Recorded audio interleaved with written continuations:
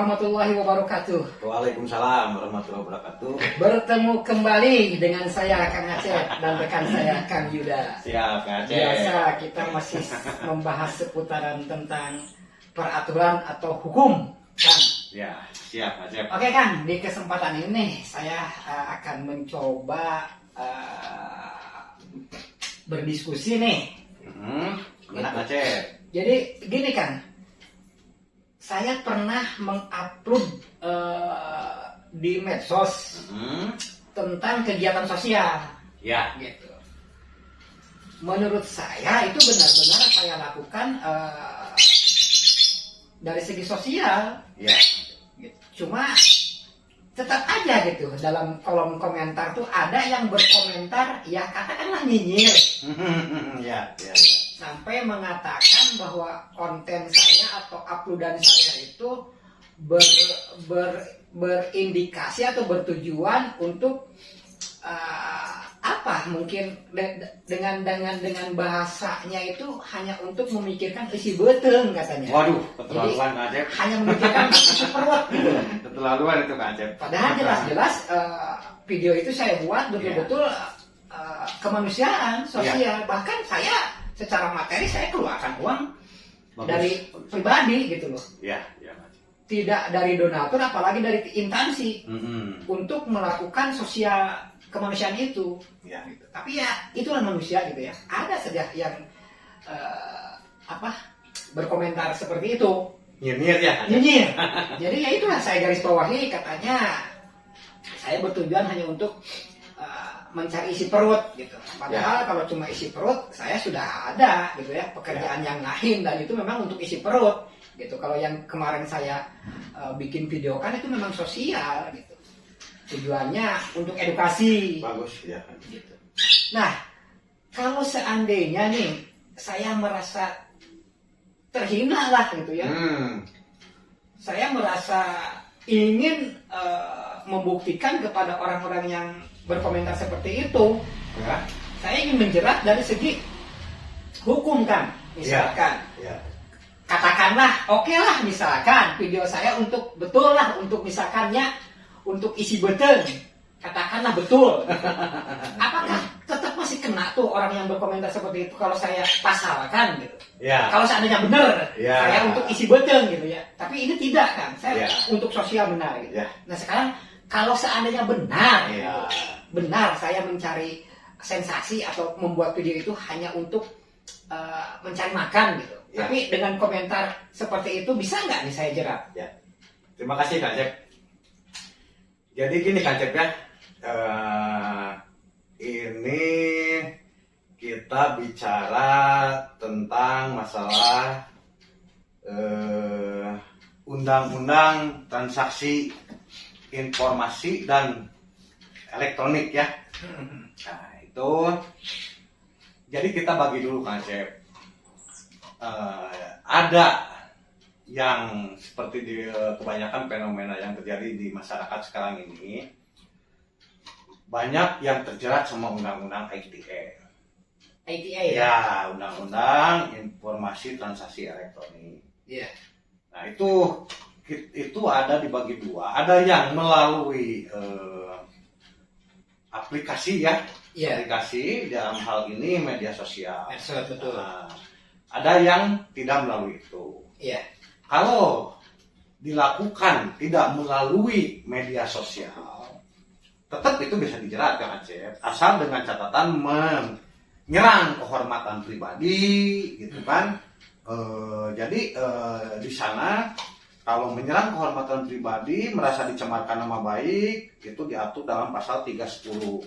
310 Kitab Undang-Undang Hukum Pidana. KUHP Pidana. Kalau sifatnya menakut-nakuti, mengancam, iya. nah, itu bisa dijerat sama 368. 36 berapa? KUHP sama. Baik. Nah, sekarang kita bicara fokus pada Undang-Undang Transaksi Elektronika. Iya. Ya, Undang-Undang ITE. Undang-Undang ITE itu dulunya itu diberlakukan tahun 2008, Kang Acep. 2008 itu melalui Undang-Undang Nomor 11 tentang Informasi dan Transaksi Elektronik. Iya. Gitu ya. Kemudian diubah Diubah. karena mungkin mengikuti perkembangan zaman, Ya. diubah jadi Undang-Undang Nomor 19 tahun 2016. 2016. Nah, itu dasar hukumnya. Itu tentang perubahan undang-undang dari nomor 11 tahun 2008 ke Undang-Undang nomor 19 tahun 2016 tentang perubahan undang-undang ITE. Nah, di sana dijelaskan jadi setiap orang dengan sengaja atau tanpa hak, dengan sengaja atau tanpa hak mengirimkan informasi elektronik dan atau dokumen elektronik ya yang berisi ancaman kekerasan atau menakut-takuti yang ditujukan secara pribadi. Nah, itu dasar hukumnya. Ya artinya kan kalau di kolom komentar berarti jelas dong ya mengomentari saya, Iya, saya. ya itu masuk kepada dengan sengaja itu menyerang kehormatan pribadi kan, Cek? Iya. Menyerang kehormatan pribadi ya.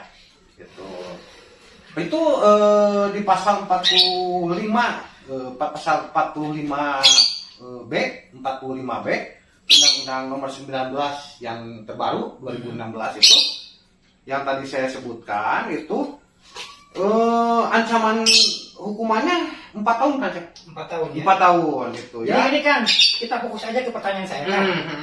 Itu komentarnya sudah saya screenshot tuh kan. Itu bisa dijadikan alat bukti ya Kang ya? Bisa dijadikan. Bisa ya. Bisa Bahwa dijadikan. dalam kolom komentar itu jelas-jelas dia merendahkan harga diri saya, Ya. mencemarkan nama baik saya, Iya. dengan mengatakan bahwa saya membuat video itu hanya untuk isi beteng gitu. Ya. Jelas-jelas saya judulnya aja kemanusiaan, sosial kemanusiaan dan Ya. edukasi gitu. Ya. Nah jadi itu kita fokus ke pertanyaan saya karena ya mungkin mudah-mudahan orang yang berkomentar seperti itu juga menonton Kang. Gitu. Maksudnya kesana Kang lah. Ya. Gitu. Itu bisa kan, Cek, dijerat itu. Bisa dijerat.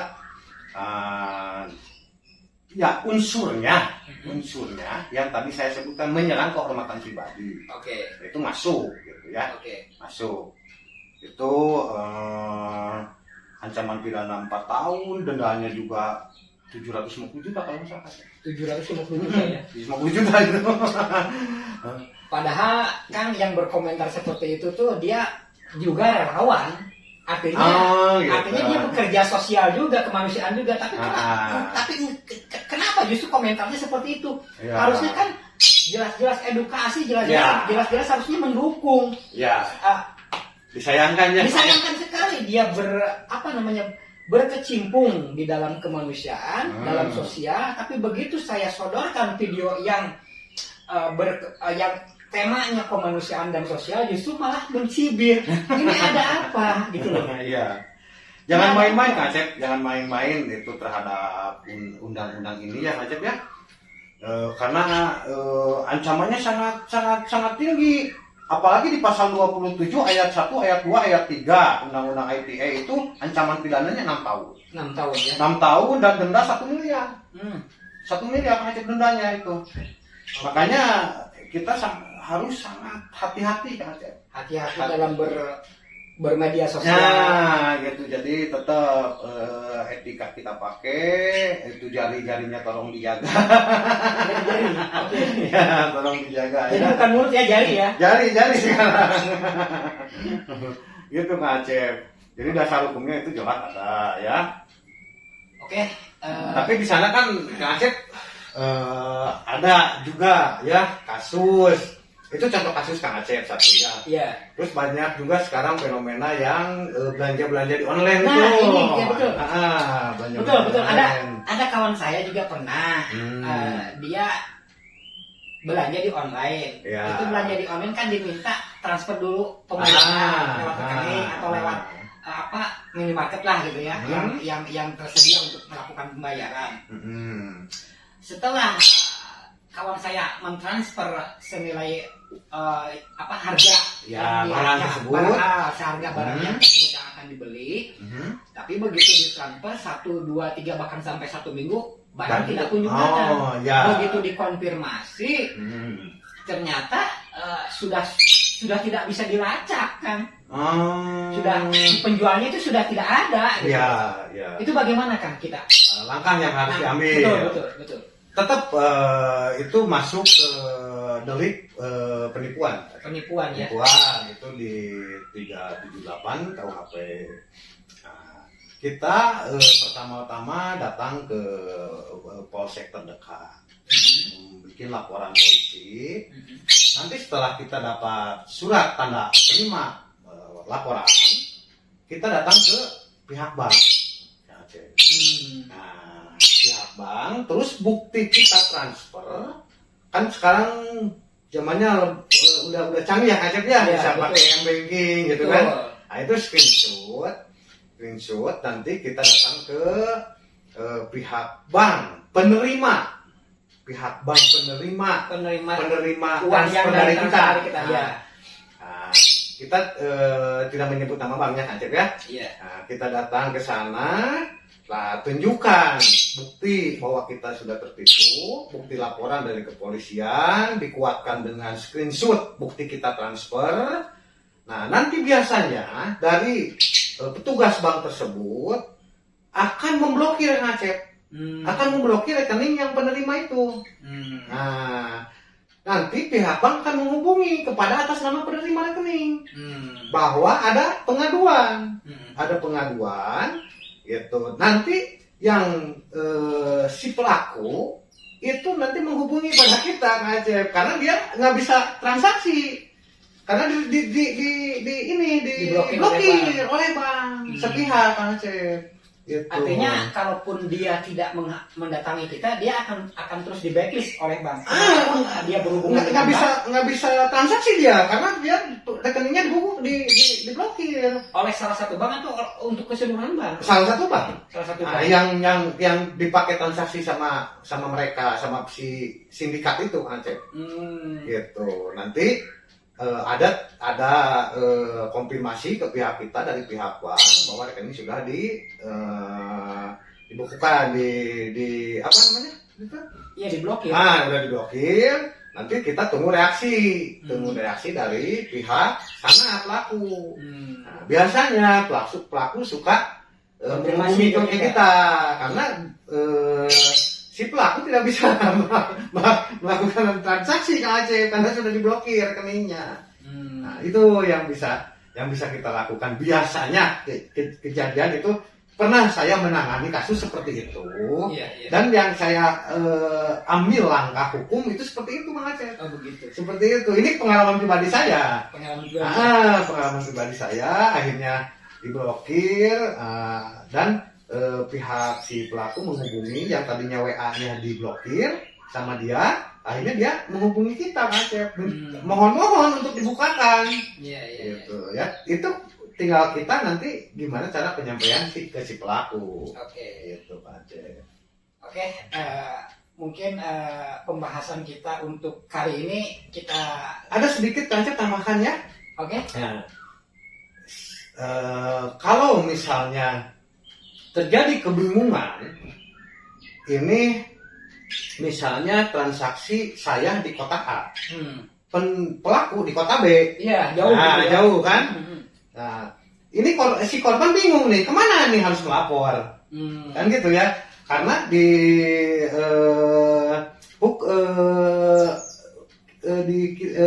hukum acara, di hukum acara itu, jadi kan dikenal lokus dan tempus. Lokus dan tempus.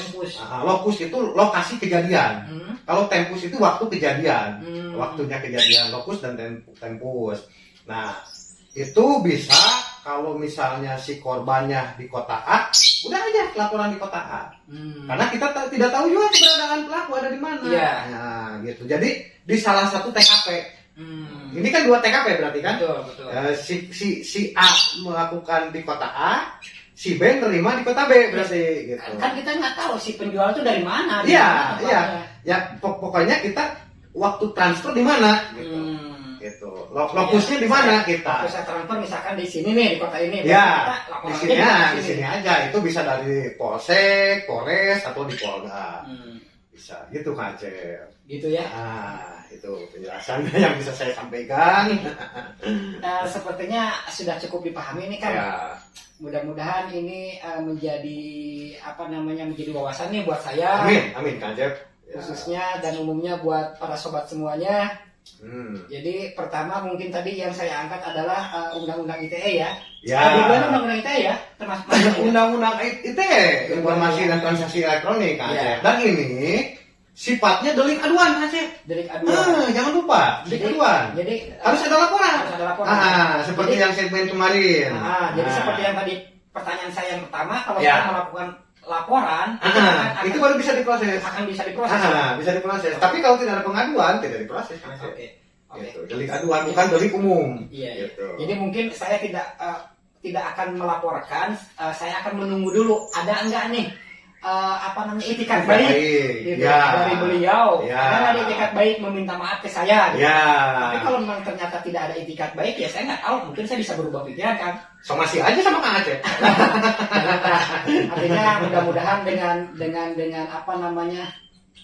dengan saya buat video seperti ini, mudah-mudahan beliau juga menyaksikan, menonton. Akhirnya, Dan bisa memahami ya.